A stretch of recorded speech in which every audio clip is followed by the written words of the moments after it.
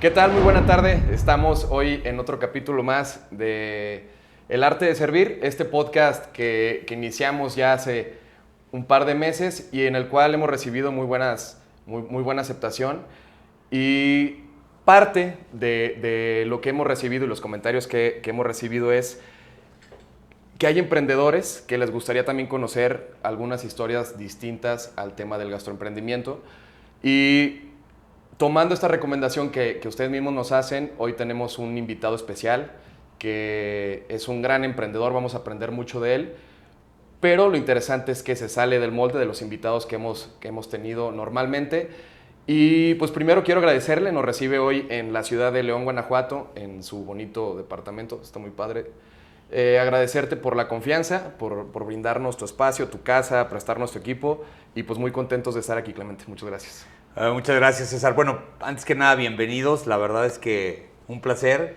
Generalmente yo estoy siempre de ese lado del micrófono. Yo, dentro de algunas cosas que hago, bueno, pues obviamente generamos muchos contenidos, pero me encanta la idea de lo que estás haciendo, el enfoque que le estás dando al mercado que estás yendo, porque al final de cuentas, seamos lo que seamos, todos comemos. Claro. Y tenemos una muy buena y propia opinión sobre todo el mundo y la industria de la gastronomía. Muchas gracias, Clemente. Pues como lo estamos comentando, mucha gente sí nos lo estuvo pidiendo, quieren conocer historias y me parece normal, digo, ¿quién no queremos conocer esos hacks, esas historias de lucha, de trabajo para crecer un negocio? Y entiendo que hay gente que sí está en el tema de nuestro nicho, que es el tema gastronómico. Sin embargo, quieren conocer algunos otros perfiles y otras historias y yo creo que la tuya es una que nos va a nutrir bastante y que a todos ustedes les va a encantar. Yo ya tengo el gusto de platicar contigo, conozco tu historia, conozco cómo ha sido parte de tu crecimiento.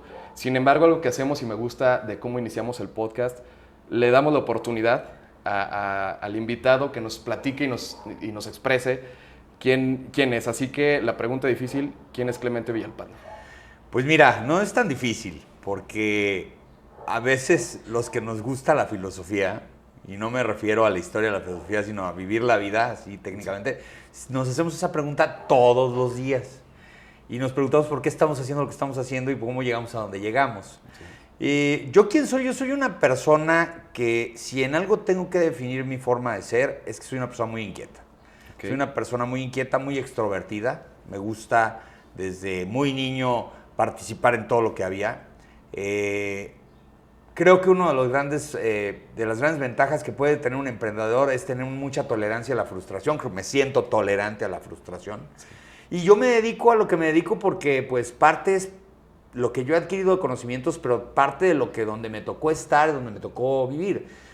Mucha gente me conoce por el mundo del transporte de carga, que es donde me he desempeñado casi toda mi vida.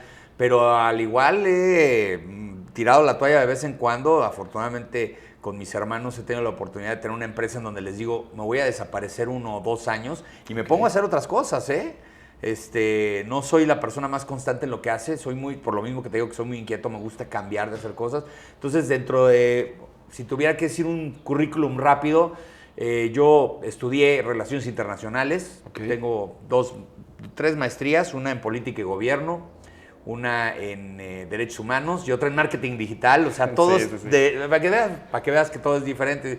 Y algún día tendré algo que ver con cocinar, me gusta, como a todos los que... Yo tengo 45 años hoy, cuando estás escuchando este podcast, y tenemos esa crisis del middle age, que sí. Ya no vamos a tiendas de ropa, sino vamos a tiendas de utensilios de cocina. O sea, sí, ya te hace ya nos queremos meter a la despensa. cocina y queremos ver cosas así. Entonces, bueno, eso, regresando al tema, me he dedicado mucho al tema del transporte de carga, pero a raíz de eso nació la curiosidad, porque yo soy de esa generación 2000, de la burbuja del .com, en donde en la universidad tuve la oportunidad de conocer el internet de lleno, de fondo, para qué servía, y entonces siempre me hice la pregunta de por qué lo que familiarmente sabía hacer, que era el transporte, no lo adaptaba al tema del internet. Okay. En aquel entonces, en el 2000, había una burbuja del .com, y lo primero que se me ocurrió fue comprar dominios.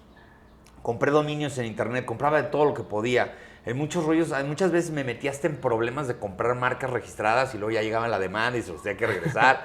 Otros los vendía. pero siempre me quedé con los que tenían algo que ver con transporte y dije, esto los voy a guardar y algo les voy a hacer. Sí. Y entonces ahí es donde empieza pues un portal que hasta la fecha todavía es parte fundamental de mi día a día, que es transporte.com.mx. En aquel entonces ahora es transporte.mx para hacerlo más corto. Y bueno, básicamente de ahí nace esto. No había redes sociales, no había nada que subir en redes sociales, pero no había redes sociales. YouTube todavía no existía, podcast no habían. Pero ya cuando empezaron a llegar los 2006, 2007, 2008, me empecé a dedicar pues a ver qué estaba pasando con las redes sociales. Los celulares no eran como hoy, no tenían movilidad, no tenían datos, eran los celulares que tú en algún momento viste que servían para hacer llamadas y se acabó. Sí. Entonces, bueno, pues durante esa época pues estuvimos desarrollando portales, así se llamaban como tal, ¿no? Portales en internet, ahora ya son medios digitales, y me he dedicado también a la política. Desde hace muchos años me gusta la política, te digo, estudié Relaciones Internacionales, todos pensando en que íbamos a ser embajadores, y resultó ser que habían muchas personas estudiando Relaciones Internacionales y pocas embajadas. Okay. Entonces, pues ya a final de cuentas decidí mejor dedicarme al tema de la política, plana y llana. Fui comisionado de Salud Fronteriza México-Estados Unidos, ahí en la Secretaría de Salud en el sexenio de Calderón. Fue padrísimo porque yo vivía todos los días en diferente estado de la frontera. De los 10 estados fronterizos, si me refiero a los 6 mexicanos y los 4 estadounidenses, tenía yo que hacer todas las negociaciones de salud. Era muy padre. Nunca dejé el transporte ni dejé el transporte lleno. Llegaba los sábados aquí a León a meterme a la empresa de transporte y a saber todo lo que había pasado en la semana, ¿no? Sí. Y arreglar 2, 3 cosas. Y al lunes ya estaba otra vez en El Paso, y el martes en Tijuana, y el miércoles en Matamoros, y así. Y cuando termino esa oportunidad es cuando me voy al Instituto Nacional de Migración. Poca gente a lo mejor sabe esa etapa de mi vida en donde yo fui la migra aquí en el estado de Guanajuato. Okay. Tuve la oportunidad de ser delegado del Instituto Nacional de Migración casi 3 años, basado en San Miguel de Allende, en donde tuve por primera vez el gusto de saber comer. Yo creo que la ciudad que me detonó el gusto de sentarme, de echar una copa, de pasar una tarde, de disfrutar los sabores, fue San Miguel de Allende. Yo sigo pensando que es uno de los 5 o 10 referentes. Desafortunadamente León es un lugar en donde la comida todavía no es precisamente un producto muy vendible. Ya estamos creciendo en algunos restaurantes, pero la comida típica de León cuesta un poco de trabajo. Estudié en Puebla. En Puebla se tiene una gran vocación gastronómica, es uno de los mejores lugares para comer, y gracias a mi trabajo en el transporte he viajado por toda la República y en algunas partes del mundo, en donde he tenido la oportunidad de hacer una de las cosas que, bueno, que nos gusta a todos, ¿no? Comer. Sí, comer. Sí, bueno, y hoy ¿a qué me dedico? Pues me dedico al transporte de carga, pero también me dedico a medios digitales enfocados al transporte y en herramientas de economía digital enfocadas al transporte. Oye, Clemente, a ver, se me vienen a la mente un montón de cosas de todo este currículum que nos das, porque parte de las pláticas que han surgido, y me gustaría saber cuál es tu opinión. Por ejemplo, me dices, participaste en política, tienes tu negocio del tema de transporte, aparte estás generando contenido, y muchas veces creemos que el tema del emprendimiento tiene que estar encasillado a una persona que estudió negocios, que estudió administración o que toda su familia se ha dedicado a un mismo negocio. Y el tema de dedicarte a varias cosas, los que lo hemos vivido de esta manera, porque yo también participo en política, tengo una maestría en política y gestión pública, y luego sí te puede como brincar este tema de decir, oye, pero pues si estabas en política, ahora te sientes transportista o ahora ya andas de restaurantero. Yo creo que no está peleado el A con el B. ¿Tú cuál crees que ha sido como estos beneficios de tener tanto aprendizaje de diferentes ramas que ayudan a los negocios, a los proyectos que has arrancado? Mira, no sé si estés de acuerdo conmigo, pero a mí me tocó nacer en ese ecosistema del negocio familiar, en donde cuando eres la persona que pone el capital y eres el dueño de la empresa, pues tienes a mucha gente trabajando para ti y tienes una visión, ayuda mucho en ese tema, sí, pero no tienes un protocolo y un orden de trabajo. Y el día que te metes a la función pública, te enseñas a hacer tu trabajo de diferentes maneras, tener un orden, claro, comunicarte con la gente, escribir un memorándum, leerlo todos los días qué estaba pasando. Eso no lo hace un empresario generalmente te lo da este tipo de herramientas. Claro. A mí el haber trabajado como funcionario público me dio mucha disciplina en temas de, pues voy a hablar de liderazgo, ¿por qué? Porque me tocaba tener que armar un equipo, me tocaba ejecutar muchas acciones y tenías que hablar con mucha gente y había muchos departamentos y eso te ayuda mucho. En el caso del emprendimiento, no quisiera que esto fuera como algo que pasa 20 años y luego la palabra ya se pierde, ¿no? Claro. El emprendimiento siempre ha existido. Yo te hablaba mucho de la filosofía. Los filósofos fueron emprendedores. Fueron los primeros que se pusieron a pensar y a preguntarse cosas. Sí. El emprendedor hace eso. El emprendedor encuentra la manera de poder subsistir en un ecosistema que es el mundo, solucionando cosas. Y Claro. muchas veces no con la intención de volverse millonario ni rico, sino de solucionar algún problema. Eso ya lo sabemos todos. Sí. A mí lo que más me gusta de esto, de estar todos los días viendo qué está pasando y qué está sucediendo, es que incorporas cosas interesantísimas como personas que no habías podido tener la oportunidad de conocer, Sí. las acabas conociendo. Unas de las personas con las que más me llevo hoy son con los programadores de mis emprendimientos. Son gente que yo admiro, yo casi les doblo la edad y cada vez que los veo, en serio que les digo, son unos fregones. Sí. Y no por lo que saben, sino por lo que pueden hacer. Eso es lo más importante. Entonces, ahí he aprendido muchísimo. Sí, y por ejemplo, otra cosa que yo siento y que me gustaría platicar, el tema de ejercer el liderazgo, digo, en política el liderazgo muchas veces se ejerce de diferentes maneras. Ah, ¿no? bueno, pues el famosísimo, ¿qué horas son las que usted diga? Sí, claro. Sí. A veces lo haces por quedar bien, te la aguantas, pero en el tema del emprendimiento, o lo que muchos emprendedores o dueños de negocio a veces sufrimos, es cómo ejercer ese liderazgo, ojo, teniendo el rol o el papel de patrón, digo, porque no es lo mismo estar en una campaña, digo, todos conocemos gente que han dado con nosotros en campaña, y no es un secreto que en campaña son unos y ya después son otros.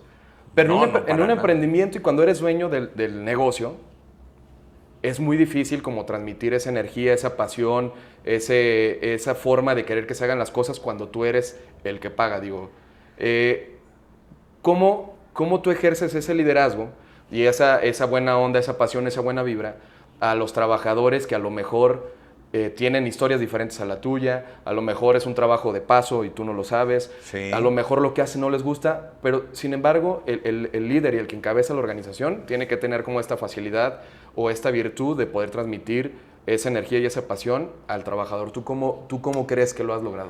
Mira, yo involucro a la mayor cantidad de personas en el objetivo del proyecto. O sea, aquí no es, ¿sabes qué? Vamos a tratar de hacer esto y nomás ustedes tres y ya luego van y hablan con sus equipos. Yo creo que uno de los grandes éxitos de cualquier organización es cuando todo el mundo sabe qué es lo que hay que hacer, Sí. o hacia dónde hay que llegar.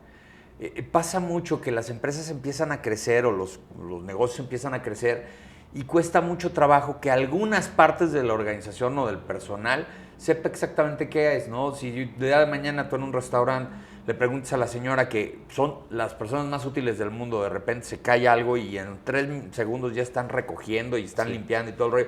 Y si tú le preguntas qué está haciendo y nada más te dice, pues yo nomás vengo a limpiar, pues algo anda mal. Claro. Tiene que tener una filosofía. Mira, los negocios son organizaciones que buscan 3 cosas importantes. Una, la subsistencia económica, generalmente es por ese lado, el sentirse productivos, porque en el ser humano necesita sentirse productivo y amar algo, querer algo, darle un poco de sentimiento a eso, ¿no? O sea, que voltees a ver el logotipo, que voltees a ver el lugar y te genere esas ganas de ir a trabajar. Es algo muy parecido a lo que le pasa a los seres humanos, ¿no? Los seres humanos buscamos tener una manera de subsistir, sentirnos productivos y sentirnos amados. Eso también lo hacen los negocios. Bueno, entonces, aparte de toda esta experiencia que me platicas de cómo se ejerce el liderazgo con los trabajadores, yo creo que algo que muchos emprendedores, tanto en tu rama como en lo gastronómico, les puede pasar o les ha sucedido, que es tomar el liderazgo de un negocio generacional. Me imagino que te has de encontrar con un montón de broncas, ¿no? Porque es familia, diferentes formas de pensar, el miedo de si le muevo algo y no funciona, yo voy a ser el culpable. ¿Cómo trabajas con esa situación tan padre, pero tan complicada a la vez? Bueno, primero, antes que nada, la mayoría de las veces tus socios son tus hermanos. Entonces ahí ya viene todavía un ingrediente Sí, más, un ¿no? A la ingrediente más. fórmula, que es la confianza, el exceso de confianza, pero también tiene que haber un respeto. Sí. Y además mucha comunicación. Y que la idea esté bien clara para los tres. Y hay otra cosa importante que luego se nos olvida, y más en el mundo del restaurante. Siempre en un restaurante está inmersa la marca personal de quien lo hizo, quien Sí. lo ejecutó, quien lo hace, ¿no? No estoy hablando del Coronel Sanders de Kentucky Fried Chicken, pero bueno, siempre en un restaurante hay una persona detrás de todo el esfuerzo, y luego suplir esa persona es difícil. Entonces imagínate, generacionalmente, cuando el papá hizo un estilo, el hijo tiene no que copiar el estilo, tener su propio estilo, pero que no choque con lo que está en ese restaurante. Y eso va a ser todavía más difícil, porque si bien es cierto, si vendes una experiencia, por ejemplo, en el caso del transporte de carga vendes un intangible. Es muy difícil que después de un servicio la gente quede satisfecha como si salieras de un restaurante. Okay. Sales satisfecho porque si no hubo problemas en el embarque y salió del punto A al punto B, llegó a tiempo y llegó seguro, tú hiciste tu chamba, y así debe ser todas las veces. Sí. Pero no trae olores, ni sabores, ni nada. En el caso de la gastronomía, siempre está esa sensación de salir del lugar y decir, qué bien me la pasé, sí, volvería a regresar, me gustó mucho, estoy en mi lugar favorito, compartes con personas, o sea, no estás alimentando gente, sí, estás dándole a las personas pues un motivo para ser felices ese día, para estar bien. Claro. Entonces eso es lo difícil, porque además generacionalmente los restaurantes también cumplen ese ciclo con sus clientes. Ha sido muy difícil, por ejemplo, en el caso de León, los restaurantes tradicionales generan esa situación de que los papás llevan a los niños tienen la melancolía de haber ido de niños y luego llevan a sus hijos. Sí. Y lograr eso es complicadísimo, porque tienes que pasar, y yo digo que una generación son 30 años, o entre 25 y 30 años. Entonces tú tienes que tener la calidad y la constancia de 25 años para que yo, a mis 25, 30 años, lleve a mis hijos a comer al lugar donde me llevaba mi papá, y los sentimientos, los sabores, las sensaciones, los olores sean los mismos que yo recibí, y que se los quiera manejar por allá. Han habido casos muy sonados, no voy a decir nombres, pero de restaurantes increíbles que han habido aquí en León, Guanajuato, y que desafortunadamente por una u otra razón tienen que desaparecer, salir del mapa, y se quedan como los lugares nostálgicos que siempre en una plática entre amigos dices, ¿te acuerdas de ese lugar? Híjole, sí, y era buenísimo, y esas cosas. Entonces también generas esa situación de que es bien difícil de una generación a otra lograr eso, claro, lograr esa constancia. Pero todo es parte de una camaradería, de ser un gran equipo. Yo te voy a ser sincero, y eso yo creo que lo saben muy bien todas las personas que escuchan tu podcast y ven tu canal, el éxito está en el servicio también. Sí. Y los mejores amigos de muchos de los comensales son sus meseros. Y muchas veces vas 50% por el lugar y la comida, y el otro 50% por cómo te trata el mesero. Sí. Yo he dicho muchos restaurantes, más uno que está exactamente aquí al lado de estos departamentos, en donde les digo que me tratan mejor que en mi casa. Sí. Y si no traigo cartera no hay problema, porque ya me conocen muy bien. Entonces me dicen, no, mañana pasas a pagar. Eso es conocer a tu taquero, que te diga, que llegues, te sientes en la mesa y que te saque el taco que siempre pides sin que tú levantes la mano, ¿no? O sea, sí, claro, todas esas cosas es la que también generan ese efecto de éxito generacional. Ok. ¿No? Fíjate que me suena, me resuena una plática que tuvimos con un compañero que también grabamos con él, con Mario, presidente de la Canirac Jalisco, que él decía que tiene ganas de que lo atiendan o que te atiendan como si llevaras a tu abuelita a su última comida. O sea, dice, güey, imagínate cómo tiene que ser de épico que tú sabes que vas a llevar a comer a tu abuelita por última vez contigo. Digo, no quiero pensar en nada malo, pero imagínate que es su última cena, ¿cómo te gustaría que la trataran? Dices, güey, te pones a pensar y te imaginas el mejor servicio, que la comida sea perfecta, que el ambiente esté bueno, que todo esté limpio, que la traten bien. Dice, güey, ese es el servicio que tenemos que ofrecer en los restaurantes. Y ahorita que me mencionas esa calidez que sientes cuando vas y el dueño del negocio te conoce, y te sientas y ya te llevan la chela que siempre pides. O que te pregunten, digo, no sé si también es bueno siempre llevarlo porque lo hemos hecho en nuestro restaurante y a veces funciona y a veces no, pero que le preguntes que si quiere lo mismo de siempre, Ajá. que le hables por su nombre, que cuando sean eventos especiales le des una invitación a alguna prueba que vas a hacer, algo a puerta cerrada. Esos detalles yo creo que son los que tenemos que rescatar todos los que estamos en esta industria, el detalle fino para que la gente se sienta acogida y especial en un negocio, digo, porque al fin y al cabo eso es lo que estás vendiendo. Mira, yo tengo una idea, no sé si estoy en lo correcto o no, pero por ejemplo, para mi punto de vista, y ahora yo te voy a entrevistar a ti, ¿cuál crees que a nivel mundial, o qué tipo de comida a nivel mundial ha sido la más exitosa en el mundo? Pues, Tuvieras que responder eso. digo, yo no sé si la más exitosa en cuanto a calidad, pero yo creo que la comida rápida americana Ese posiblemente puede y genera ser. una sensación. Claro. Y yo te quería hablar de la comida italiana, que a lo mejor es probablemente una de las más sí, adoptables del sí, mundo. claro. Pero Es mi comida favorita, de hecho. siempre está el factor de romanticismo, Sí. del amor que le ponen a la comida, pasión. de la pasión. Y eso también se replica en México en la comida. Sí. Vamos a pensar y vamos a hablar de cosas ahora sí vamos a mezclar un poco. Como Agua para Chocolate fue un gran libro, ¿sí? Pero también fue una gran película, pero porque fue de las primeras que empezó a hablar de cómo una cocina mexicana era la manera en la cual se generaban, perdóname que corte, pero no sé por qué aquí estábamos con Power Off. Espérame Seguimos tantito. con los Aramonix, ¿no? Sí. Es que no sé por qué se cortó, pero bueno. Sin problema. Igual, Bueno, lo bueno es igual que estamos tenemos acá grabando, ¿verdad? los Aramonix, sí. ¿Sabes qué? Tiene pilas y no sé si a lo mejor se me estaban venciendo ya. Blow battery, sí. Sí. No manches, qué poco se le quita. Pero Saramonic. no te preocupes.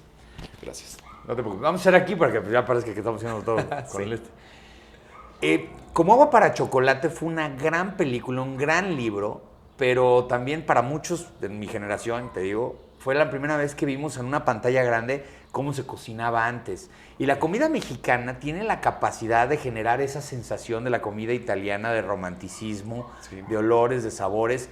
Generalmente la más criolla, ¿no? La de Oaxaca, la de Claro. Puebla. Pero también hay cosas nuevas. Por ejemplo, yo les comentaba, y te voy a dar una anécdota. Hace poco visité Polonia, un Ok. país al cual definitivamente no tenemos mucho que ver. Pero yo siempre voy y busco un buen tequila en cualquier parte del mundo al que puedo ir. ¿Y por Un qué? porque me gusta irme a tomar un tequila y me gusta saber qué tequilas hay allá. Ok. Y resulta ser que me dicen que hay un lugar en donde hay una gran variedad de tequilas, ¿no? Entonces llegué con el tipo, que me cayó muy bien, platicamos, en inglés obviamente, porque ni él habla español ni yo polaco. Y primero pregunta fue, ¿por qué pusiste un restaurante mexicano? Y me dice, pues es que es muy alegre tu país y creo que llama la atención y todo el rollo. Y le dije, oye, ¿me puedes prestar la carta? Y empezamos a ver la carta. Obviamente de tequilas iba muy bien, sí tenía buena variedad. Y le dije, híjole, pues la verdad es que pasa lo de toda la vida, ¿no? Esta no es comida tan mexicana. Me dice, es que, pero tenía cosas como muy típicas también. O sea, sí tenía Lo chicharrones, clásico. tenía cosas así. Y le decía, ¿cómo le haces? Porque conseguir esto, obviamente no un mole, es complicado hacer esto. Sí. Y me decía, sí, y quiero que me ayudes ahorita y te invito a un tequila si me empiezas a ayudar a hacer un menú nuevo. Y claro que cuando estás de vacaciones, voy solo, no tenía nada que hacer el otro día, fue fantástico hacer un menú con él. ¿Y sabes qué fue lo primero que se me ocurrió? Le dije, hay una nueva comida mexicana. Le dije, ¿qué tan difícil es conseguir pescados y mariscos aquí? Me dijo, facilísimo y baratísimo. Ok. ¿Qué conoces de la comida de Baja? No, pues nada. Dije, le empecé a decir, le empecé a enseñar y le dije el taco de camarón, el taco de pescado, esto, lo otro, aquello.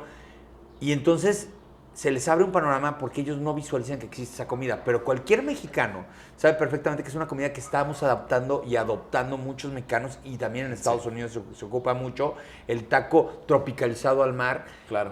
Y hoy por hoy es de las cosas que más se venden a veces en los restaurantes como el tuyo de mariscos. ¿Por qué? Porque ya estamos teniendo eso como una comida corriente, ¿no? A final de cuentas, todo Sí. lo que traiga un taco. ¿A qué voy? Voy a que no hay en la comida y en los negocios, no hay reglas ni patrones que no se puedan romper. Ok. Y en la medida en la que se rompan bien y se rompan para bien del consumidor, van a ser un éxito. Y la comida es revolucionaria. La comida es revolucionaria, aunque pensemos que ya están inventados todos los sabores y todos los mecanismos. Mañana vamos a Japón y nos enseñan que no, que la comida ahora se consume de otra manera porque lo hacemos de una manera, se tropicaliza, se fusiona. He tenido la oportunidad de ir a Japón a comer un sushi totalmente diferente al que estoy acostumbrado a comer. Le echamos mucha carrilla a muchos amigos que son restauranteros que tienen restaurantes sushi y les decimos que el mejor sushi es el mexicano, pero también hay que entender que es un negocio que busca agradar, pero también tienes que tener una disciplina. Y yo, te insisto, no me dedico a esto, yo soy el que está del otro lado, yo soy el que paga la cuenta. Y hay muchas veces hay que escuchar más a esos que a los que están metidos en la industria. Tienes que ser muy constante. Ese es el verdadero éxito de cualquier negocio. Si tú me pides un flete y te lo hago en 60 horas y se descompuso el camión 25 veces y se robaron la mitad de la mercancía y al otro día te lo hago expedito y muy bien, pero luego al otro día te lo vuelvo a hacer mal y al otro día te lo hago bien y estoy perdiendo esa constancia, estoy perdiendo lo que le llaman la calidad, no estoy teniendo los estándares para hacerlo siempre bien, eso nos va a pegar a cualquier tipo de, sea un tangible o sea un no tangible. Ahora, la satisfacción del cliente es algo de lo que se habla muy poco en términos de industria. Claro. Pero en términos de servicio o de gastronomía es lo más importante. La comida eventualmente desaparece. Tú compras un tangible que desaparece en ti. Te lo acabas comiendo. ¿Qué tan bello es este negocio en el que están ustedes que hacen que las personas se metan por la boca el producto? Sí. O sea, eso es fantástico. Fíjate, me quedo con un montón de cosas bien padres que mencionas y esto que dices, a ver, el que me está hablando es, porque tiene razón, me está hablando el comensal. Digo, si bien tienes un montón de experiencia en tus negocios, ahorita estás platicando como consumidor de un producto que generamos nosotros. Ayer me decía justamente un chef, dice, oye, es que el detalle y el problema de la cocina es que tú puedes ocultar posiblemente una mala comida con un buen servicio, pero nunca vas a poder tapar un mal servicio con buena comida. Ojo. O sea, me decía, el detalle es que los restauranteros nos enfocamos también un montón en el tema de la comida. Estás preocupado por la calidad del producto. Digo, no estoy diciendo que esté mal, me queda claro que lo tenemos que hacer, pero luego descuidamos la profesionalización también del servicio que tenemos. Parte de este podcast es platicarlo y hacerlo consciente. Digo, yo también en mi restaurante lo he dicho y lo sostengo que estoy aprendiendo y estamos creciendo y el equipo y los chicos que nos ayudan pues tienen sus detalles como los tengo yo y muchas veces atribuyo que el problema soy yo. Si yo no he tenido la capacidad de dirigir al equipo como yo quiero, pues mucho de la culpa también es mía. Creo que mencionaste una parte que sí me gustaría rescatar al inicio de tu presentación, porque todos platicamos que nuestras zonas son las más complicadas. Si pegas en Lagos, pegas donde sea. ¿Por qué? Porque decimos que al comenzar... En León lo hemos visto. Y todo el mundo tiene un buen ejemplo, ¿no? Para eso. ¿Has escuchado esa de...? Y cuando viví en Puebla era Puebla, y cuando viví en San Miguel era San Miguel. Y platicábamos de estas burbujas de zonas que se empiezan a potencializar en el tema gastronómico, como el tema de San Miguel. Yo creo que sí me gustaría mencionarlo. O de León, como tú lo mencionabas, que León es reconocido a lo mejor por el tema del calzado, es reconocido por el tema de los transportes, que hay empresas muy importantes en el rubro de los transportes. Pero en el tema gastronómico, de a poco se empiezan a ver como esos destellos de calidad, de negocios muy buenos, como tú dices, sin decir nombres, pero pronto grabaremos con algunos de ellos, que son buenísimos. ¿Y tú cuál crees que es el reto para que estas zonas como León, como Lagos, que tienen muy buena comida? Yo también tengo compañeros de este nicho en Lagos que tienen negocios deliciosos que posiblemente... Bueno, hoy por hoy, para los de León, ahorita estamos hablando de un tema muy regional, Lagos es muy atractivo para ir a comer. Sí, claro, entonces... Pero muchas veces no lo sabemos o no sabemos potencializar. Yo también tengo clientes que vienen de León, que vienen de Aguascalientes, y dices, güey, alguien se animó a manejar una hora y media solamente para venir a comer. Lo menos que puedo hacer es otorgar un servicio de calidad. Pero ¿cuál es el reto o cuál es como el área de oportunidad que tenemos estas zonas que no son tan reconocidas como una zona emergente, pero lo podemos hacer? Ay, mira, te quiero platicar muchas cosas. Primero te quiero decir que si hay algo feo en la vida de una persona que le gusta la comida, es que uno de los restaurantes en los cuales sea muy feliz desaparezca. Okay. Yo recuerdo San Miguel de Allende, y lo platicábamos en algún previo ahorita, había un restaurante que se llamaba Jackie San Antonio. Jackie San Antonio era el restaurante que hacía las chuletas de cordero a la menta más ricas que he probado en mi vida. Okay. Y tenía el problema de que por buen San Miguel no le iba tan bien de lunes a jueves, desafortunadamente tuvo que cerrar. Y eran de esos lugares en donde tú, hasta sin que te preguntaran, decías, tienes que ir a ese lugar, porque lo que querías era que no se cayera, que no se fuera. Pasó lo que tuvo que haber pasado, ¿no? Hay cosas muy interesantes, como tú bien lo dices, estar en el lugar adecuado, y tú puedes escoger tus batallas. O sea, un error que luego cometen muchos restauranteros, para mi punto de vista, es que no están preparados para el servicio, pero sí tienen muy buena cocina. Para eso, hasta el mismo mercado ya se llama Dark Kitchen. Claro. Yo conozco gente que te dice, no tenemos ni la capacidad de tener servicio, ni poderte poner en un lugar, ni nada, pero te hago una comida deliciosa y vamos a hacer un Dark Kitchen. Que ahora en la pandemia tú sabes lo que pasó con ese tema. Entonces te vas dando cuenta de que también hay manera de hacer las cosas, ¿no? Hay gente que tiene un nivel para poder hacer algo escalable, franquiciable. Hay muchas veces que precisamente el tratar de hacerlo es el que te comete el error, pierdes control en algunas sucursales. Los restaurantes más exitosos de León hasta hace poco empezaron a tener su segundo restaurante, porque vieron una zona de desarrollo, vieron dónde se podía hacer. Algunos se alían con otros porque conocen el mercado. Así funciona, y voy a dar un ejemplo muy claro. El gaucho de aquí se alía con el Corazón de Alcachofa, que está en Guadalajara, porque el Corazón de Alcachofa se dio cuenta de que necesitaban gente que conociera el mercado de aquí. Claro. Entonces existen esas fusiones, esos joint ventures, encontrar a las personas adecuadas, porque también ha de ser muy difícil ser atractivo para las personas que trabajan en el servicio del restaurante para una marca nueva, porque te vas a salir de donde siempre te ha ido bien para irte a un restaurante nuevo. Y la otra es, en el personal está muy claro el tema del servicio. Yo creo que esto es interesante para que lo veas, pero hay muchas maneras. Es muy fácil identificar a una persona que no ha sido mesero. Sí. ¿Cuáles serían los vicios que tú de entrada a caminar, saber caminar entre las mesas, aprenderse los menús, tener la capacidad de estar pendiente de una mesa, saber mover una charola, que es complicadísimo. Claro, sí, o sea, tiene su reto. Todo eso, y ha de ser difícil formar un mesero de la noche a la mañana, y son personas, y eso me gusta mucho de lo que dice, por ejemplo, Manuel Briviesca, que es el presidente aquí de Canirac, que también es restaurantero. Él le da mucho valor al personal, al staff, porque me dice, no sabes, tú los ves 4 o 5 horas, pero estar parado tantas horas, ser el último que se va hasta el último, y al otro día ves que duermen 3 o 4 horas, y tan cansado es cuando está lleno el restaurante como cuando no hay nadie, porque también te agota el no hacer cosas. Todo eso es lo que es difícil. Y en México sí nos caracterizamos por el servicio. Yo te digo, he tenido la oportunidad de viajar por muchas partes del mundo, y el servicio en Europa es muy malo, perdóname. Podemos importarles muchas cosas buenas, el servicio, pero el servicio no es precisamente eso. Sí. Y en eso en México somos fantásticos, por eso tenemos ese nivel de turismo que tenemos aquí, porque sí nos caracterizamos por hacer las cosas bien en ese sentido, y tenemos muy buena comida. Sí, fíjate que me mencionaba también un cuate. Yo traigo todas las ideas, como te digo, todos estamos aprendiendo. Mencionaba, y yo creo que da en un punto bien clave, me dice, güey, en México, vete a Guadalajara, a la zona de Andares, vete a la zona norte de... Íbamos a platicar de los clústeres culinarios. Sí, claro. Vamos a platicar de eso. Vete a la zona norte de León, que empieza también a tener como ciertas marcas que tienen un servicio premium. Dices, güey, operan como si tuvieran estrella Michelin, no la tienen. O sea, el servicio en México, a lo que tú dices, o en alusión a eso, es que sí es muy bueno.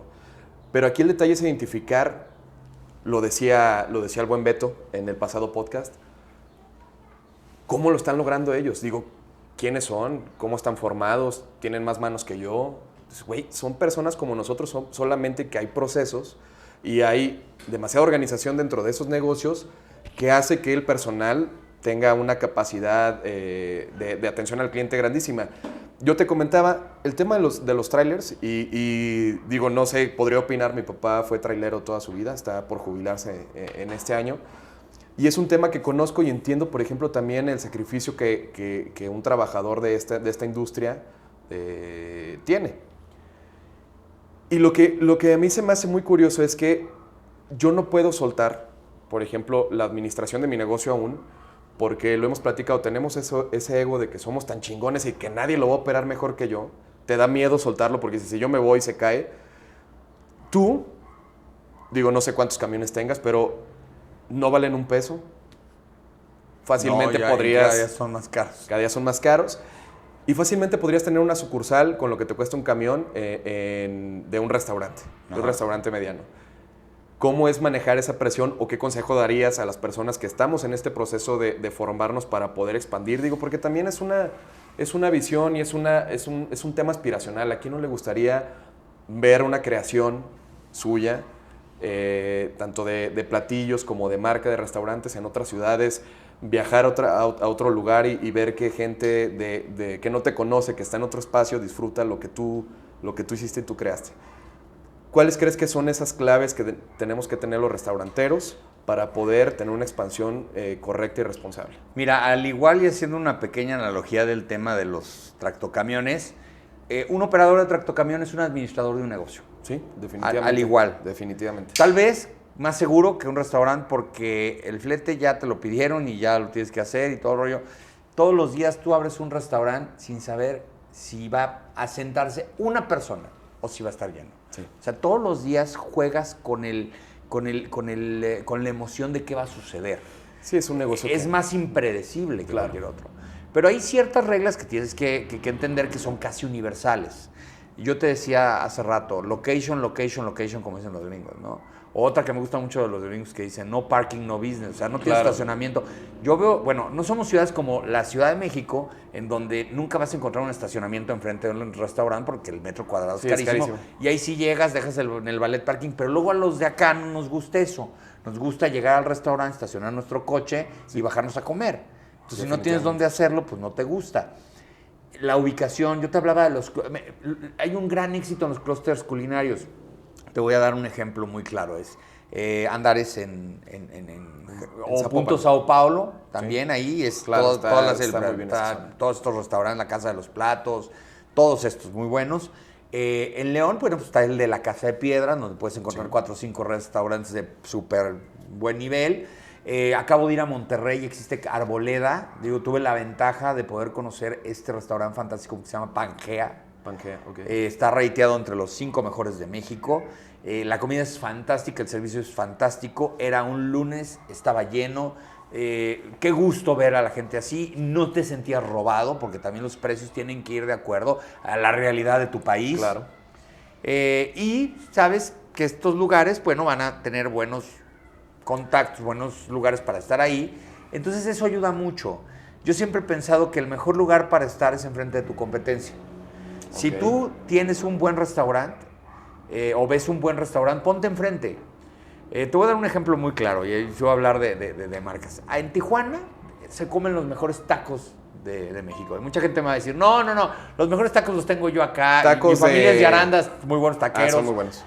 Todo el mundo va a decir que tacos normales de toda la vida. Pero ahí tienen tacos de lo que sea. Porque además ellos sí son como la ciudad más cosmopolita. Porque llegan de todos lados. Claro. O sea, tienes el mejor menudo blanco de Michoacán, la mejor barbacoa o birria como la de Jalisco, de Hidalgo. Todo tienen. Lo único que no he encontrado son las famosas guacamayas de aquí. Qué bueno porque está bien que se queden aquí. Me gustan mucho, pero me gustan aquí. A lo que voy es, hay un lugar que se llaman los Tacos del Gordo y otro que se llaman los Tacos del Fran.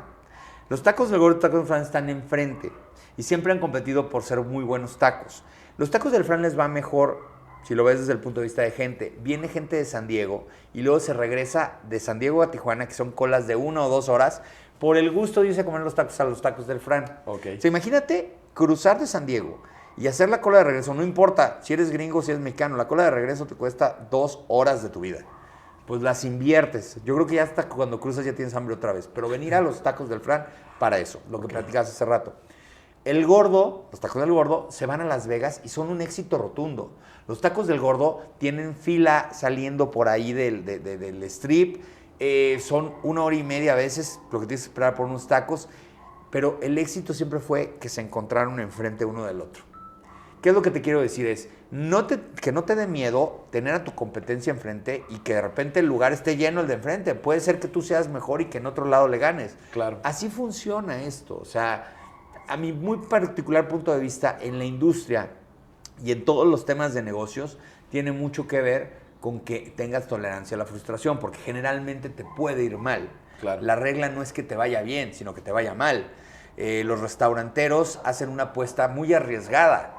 Si quieres hacer cosas muy seguras, hay miles de negocios antes que el restaurante. Sí, definitivamente. Pero el restaurante siempre genera esa calidez de hacer algo por alguien más, que es darle un buen lugar, darle una buena comida, darle un buen servicio. Y eso, la gente, es más fácil que te vuelvas el rockstar de tu pueblo siendo un buen restaurantero sí. que teniendo la mejor ferretería. Claro. ¿No? Entonces también tiene mucho que ver con tu marca personal.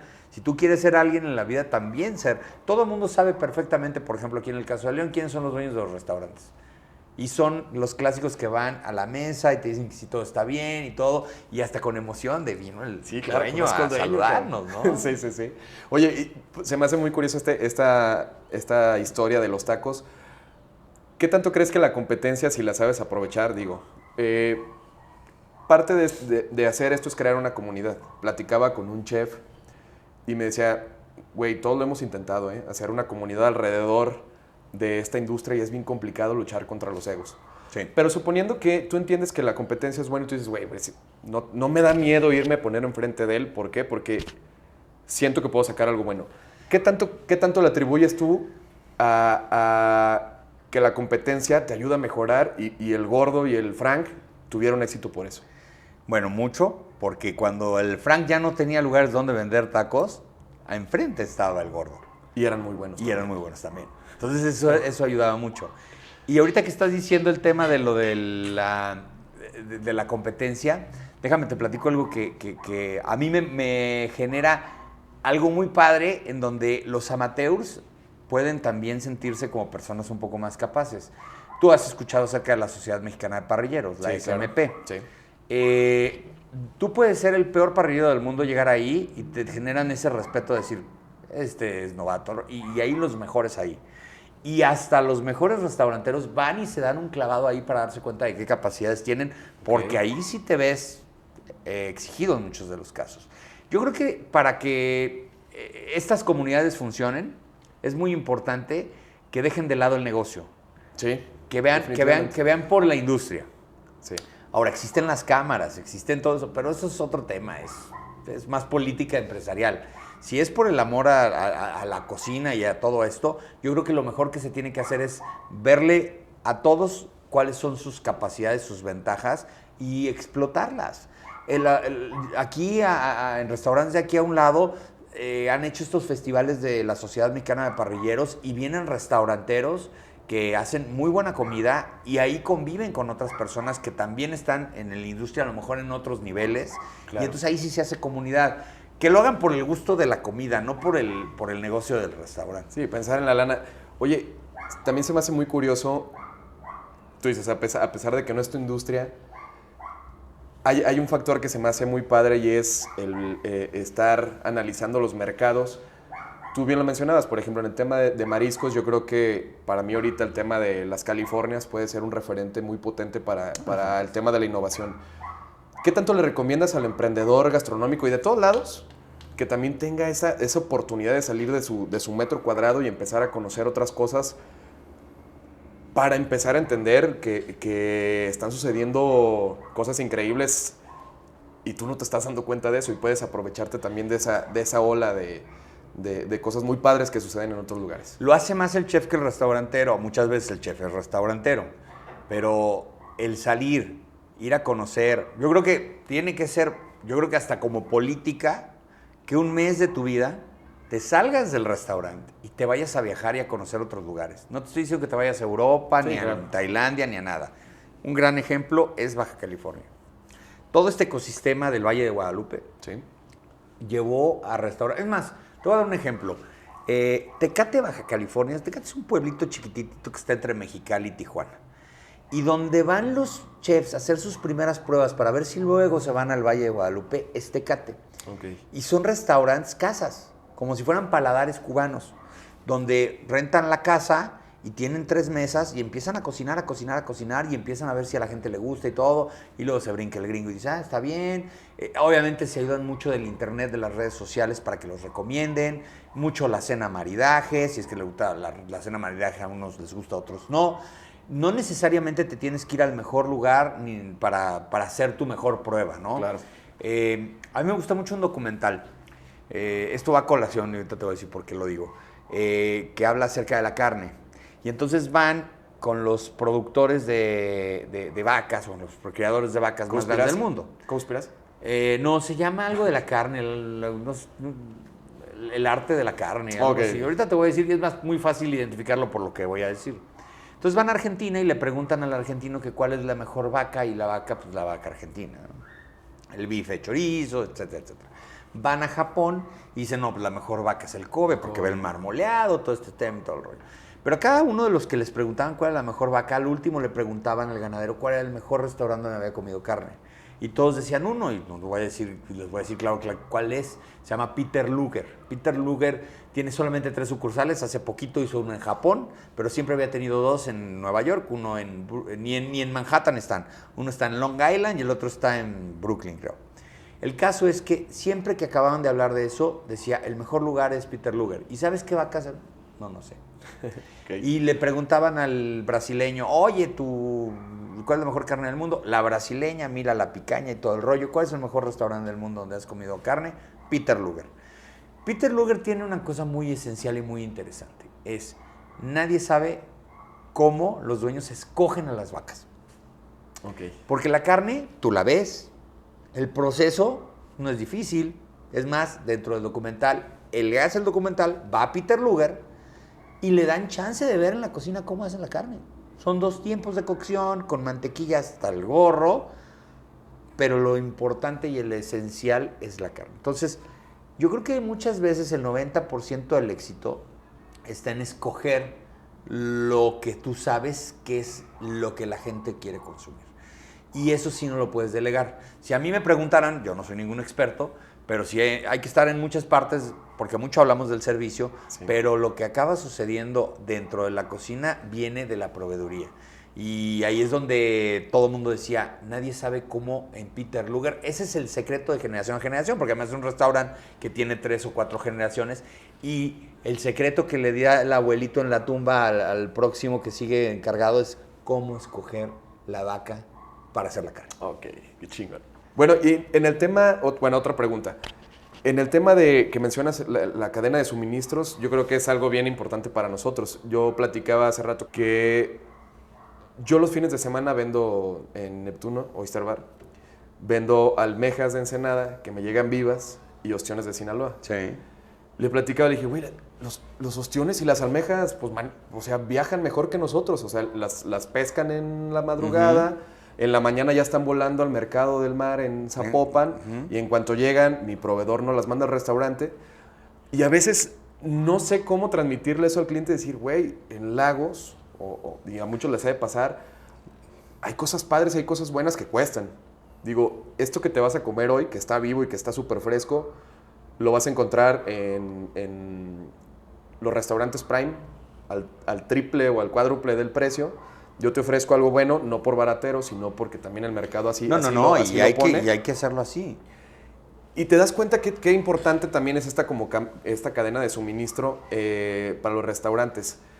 Tú que estás en el ramo, digo, porque se relaciona. Logístico. En el ramo logístico, ¿tú qué te has encontrado que a lo mejor nosotros podemos aprovechar estos hacks como emprendedores? Digo, porque luego también en el camino, digo, muchos de ellos que te pueden contratar a ti para manejar estos productos, pues también hacen que si la cadena de suministros es muy grande y muy larga, pues también se va encareciendo los costos para el consumidor final, que es el cliente.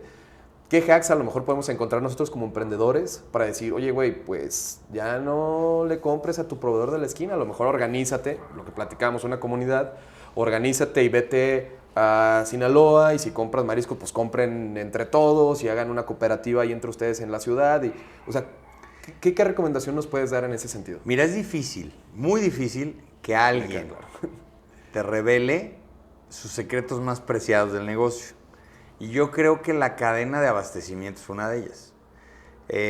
Si tú llegas a un lugar a comerte un ostión y todavía sabe a sal de mar, sí, te transporta. Entonces siempre existe eso. Afortunadamente, por ejemplo, en el caso de Guadalajara, tú estabas hablando de eso, pues existe el mercado del mar de Zapopan, el de Gobernador Curiel, que todos los días está llegando el producto, sí, y lo puedes distribuir de alguna otra manera. Hay quienes vuelan su producto por avionetas. Hay quienes pueden tener las cosas muy frescas y eso es algo que la gente no ve. Esto, ahí voy a poner un poco de historia. Esto viene desde los aztecas. Recuerda que los emperadores aztecas comían pescado. Fresco. Sí. Y la gente se moría corriendo y al otro le aventaban y el otro corría y el otro corría. Y no creo que sea un mito, porque también es otro de los problemas. La comida y los restaurantes están llenos de mitos y realidades. ¿Qué es real, qué no es real? Si tú encuentras la manera de tener lo que le llaman en los negocios las mejores prácticas para hacer el suministro de tus productos, te va a ir muy bien. Les cuesta mucho trabajo a muchas empresas. A lo mejor en muchos casos los restaurantes es donde más cogen, ¿no? Sí. Cómo hacer llegar sus productos frescos, porque eso se nota, eso se ve. Y acuérdate que pues en este negocio no tienes a veces la segunda oportunidad para una primera impresión. Claro. Si lo hiciste mal el primer día, seguramente la gente no regresará.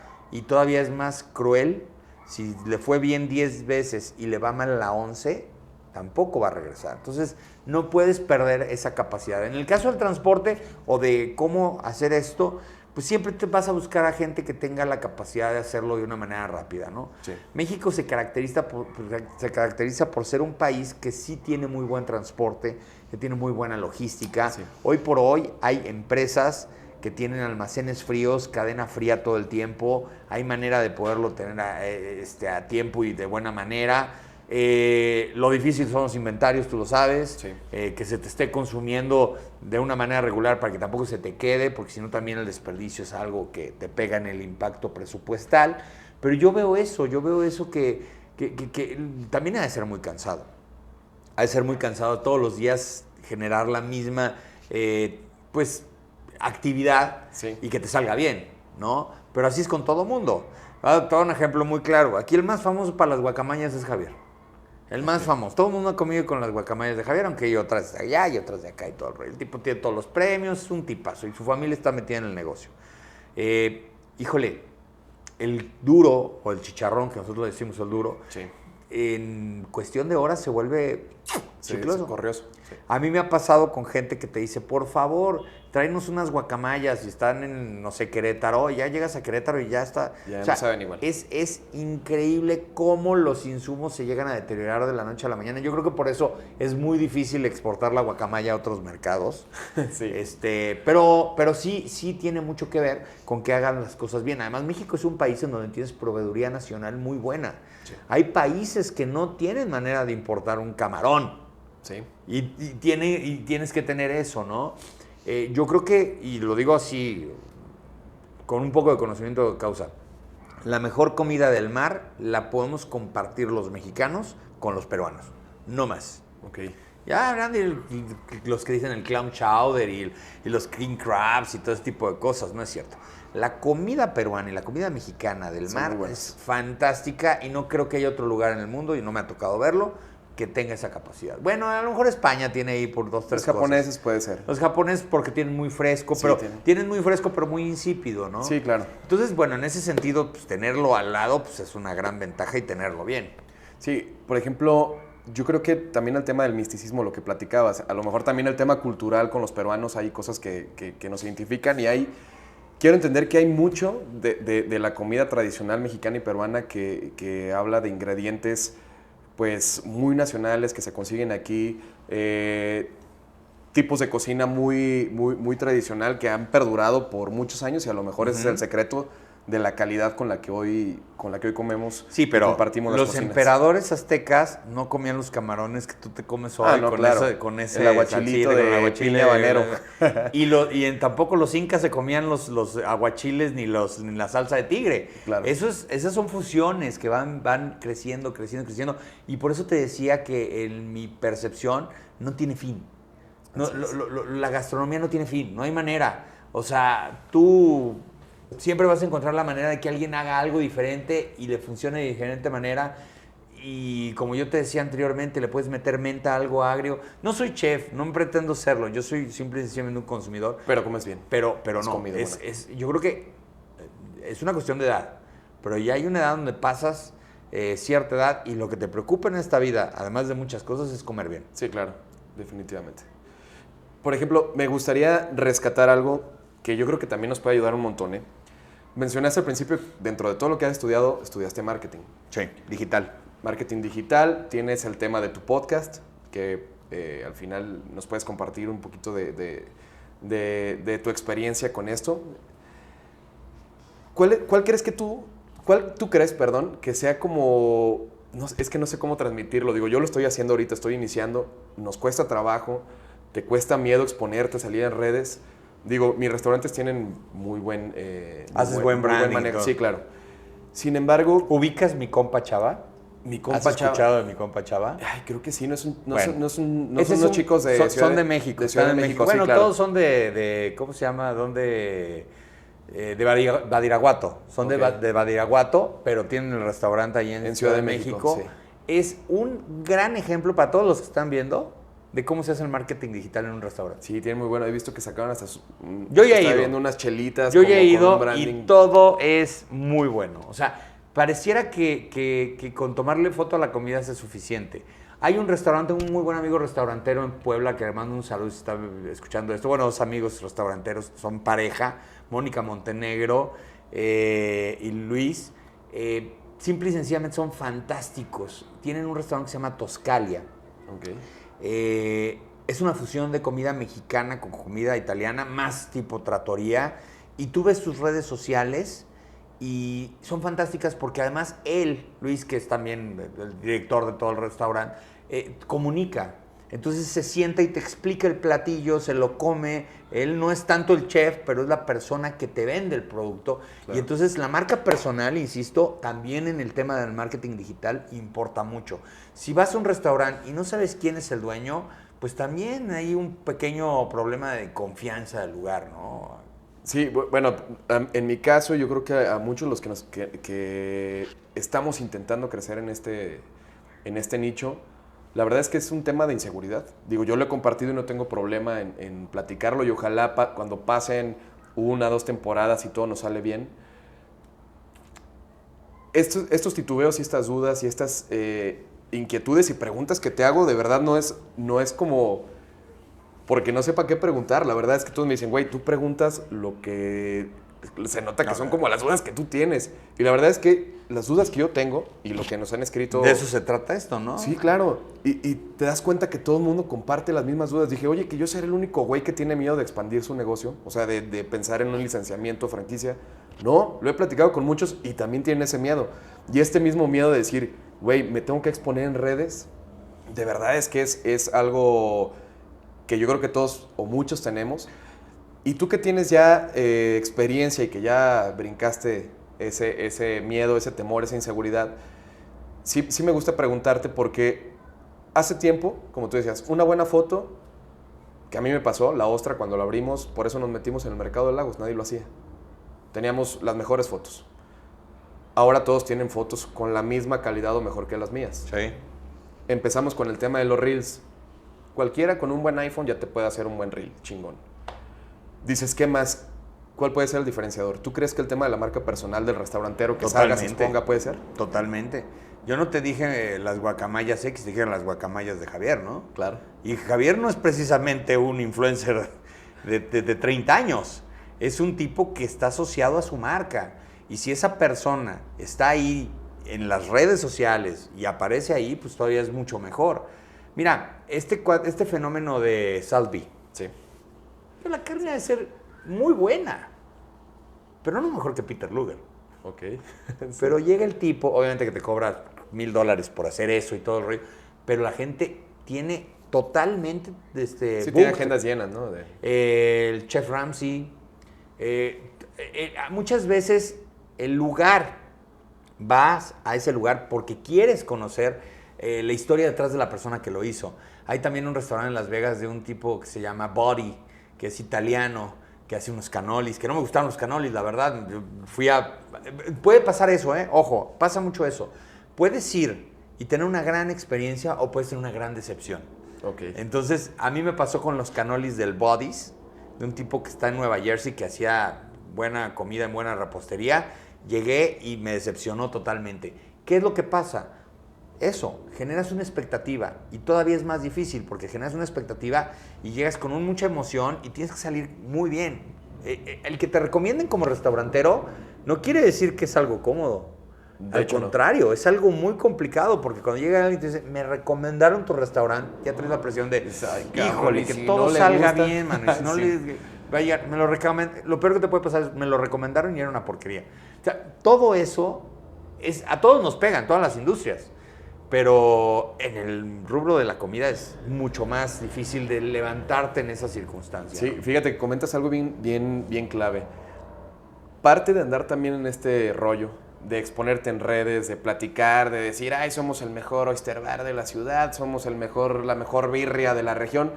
Güey, o sea, tienes una carga impresionante que tienes que responder y tienes que mejorar. Yo por eso, parte de lo que estamos haciendo ahorita, de aprender de gente como tú, es eso.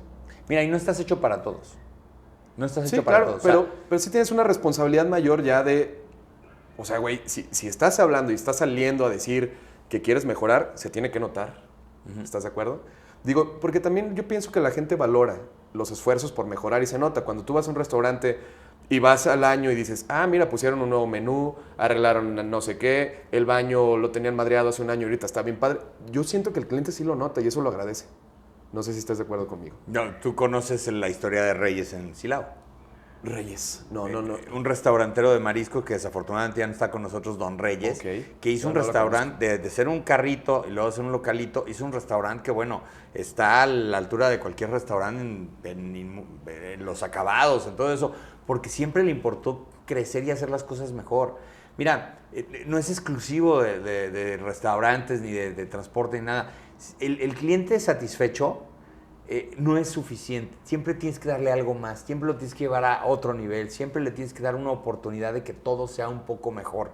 Porque además es muy difícil, y yo no sé si existe esa estadística de cuántos restaurantes. Yo sé que restaurantes son como las industrias, ¿no? Hay unos que empiezan y en menos de 2 años ya cerraron. Sí, claro. Pero los que se mantienen también tienen ese riesgo todos los días de desaparecer. Ahora, una cosa que es importante en el mundo de los negocios es hacer el equipo que realmente trascienda. Lo platicábamos hace un ratito, sí. Pero el equipo es un chorro de cosas y que eso lo transmitas en redes sociales. Hoy existe este gran mundo de los influencers que luego se supone que ellos son los que te dicen a dónde ir y a dónde no ir. Yo creo en eso a poco tema, no mucho. Yo prefiero que alguien me dé una recomendación que yo conozco a una persona que no conozco. Claro. No sé si le pagaron. Sí, no sabes qué intereses tenga detrás pero eso sí, del comentario. Hoy los medios digitales y el marketing digital son fundamentales para cualquier restaurante. Más si quieres ser un lugar en donde venga gente de fuera, si tu mercado es chiquitito y tú lo que quieres es atraer gente de otros lados, tienes que hacer eso, claro, ¿no? Y tienes que tener también una historia alrededor del lugar, ¿no? Por ejemplo, a mí me gusta mucho la historia del California de Celaya, que era un ex chef de los 49 de San Francisco y se fue a Celaya y empezó a hacer ahí un ribeye muy bueno que se le llaman Medallón de Diamante, y es un restaurante muy atípico, muy atípico, perdón. Ajá. Y es un mito todo alrededor, chido, ¿no? Entonces, si tu restaurante además tiene una historia detrás y un mito y un personaje y todo, pues no te vuelves un restaurante, te vuelves una historia, te vuelves algo. Ahorita que platicabas de podcast, yo tengo ya 150 episodios en mi podcast y el primero me salió muy mal. Lo escucho y digo, qué bárbaro, yo no sé si lo borro o no lo borro. No, claro que no lo voy a borrar, pues si no, ¿cómo me voy a acordar que lo hacía muy mal? Y conforme vas aprendiendo y vas haciendo las cosas y vas entendiendo qué es lo que lo que la gente que está escuchando esto quiere escuchar, vas haciendo las cosas bien. El primer podcast que yo escuché en 2005, 6, 7, era sobre vinos. Yo quería aprender de vinos, yo quería saber un poco más de vinos, me interesaba ese mundo. Y hubo un tipo que se puso a hablar de vinos y hablaba de cepas, Juan Sotres, se llamaba Vinos para Principiantes. Y sinceramente fue mi primer podcast y mucho de lo que yo hago de podcast fue por los primeros podcasts que empecé a escuchar y yo me veía ahí, yo decía, yo puedo hablar de lo que yo sé de transporte, yo voy a hacer un podcast. Y no me dio miedo, no me salió tan bien en los primeros, pero en el 20, 25, 26, 27 ya me empezó a ir bien. Ya me empezaron a decir, oye, ya lo escuché. Nunca te autoevalúes todo el tiempo, porque si no, nunca vas a estar con... Deja que las cosas pasen y eso sí lo más importante, no dejes de hacerlo. Esto es un tema de constancia. Claro, definitivamente. Pues para cerrar me gustaría hacerte una pregunta que le hemos dicho a todos los invitados. Y la verdad es que es una pregunta muy padre. No es el mejor restaurante al que he sido, pero ya dije cuál era, ¿no? No es ese. Qué bueno. Más bien es una pregunta que yo creo que nos puede intrigar a todos. Y es, si tú el día de mañana te quedaras completamente en cero, no tienes negocios, no tienes absolutamente nada de dónde echar mano, sin lana y sin nada, pero tienes todas las experiencias que ya viviste, a los lugares que fuiste, que comiste, que probaste, la gente, lo que te platicó la gente en el tema del transporte, la experiencia que te brindó tu padre, ¿cómo comenzarías desde cero? ¿Qué haría? Más bien, es como, te levantarías y algo tendrías que hacer. Sí, claro.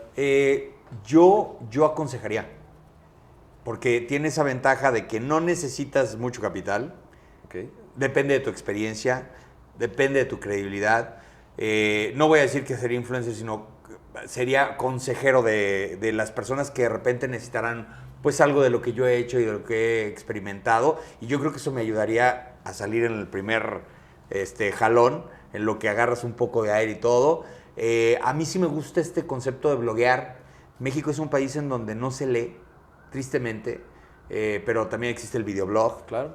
El videoblog, para monetizarlo, pues tú sabes cuáles son los pros, los contras, pero a final de cuentas sí es una buena plataforma, ¿no? Vender tu experiencia, mostrarle a la gente qué harías tú en ciertas circunstancias, pensar fuera de la caja y darte un consejo que a lo mejor tú no tomarías si tuvieras que estar en esa situación. Eso es de lo que yo haría de la noche a la mañana, ¿no? Se me volvería asesor, o no sé cuál sería la mejor manera de denominar. Asesor de negocios, política, de transportes, de gastronomía, porque lo haces muy bien, ¿eh? No, bueno, obviamente sería mucho relacionado con los negocios que estoy acostumbrado. Yo creo que ayudaría mucho el tema de la formación de personas, me iría mucho ese tema. A mí el tema de los operadores, hablando ya de transporte, es hoy por hoy lo que más me apasiona. Antes era la tecnología.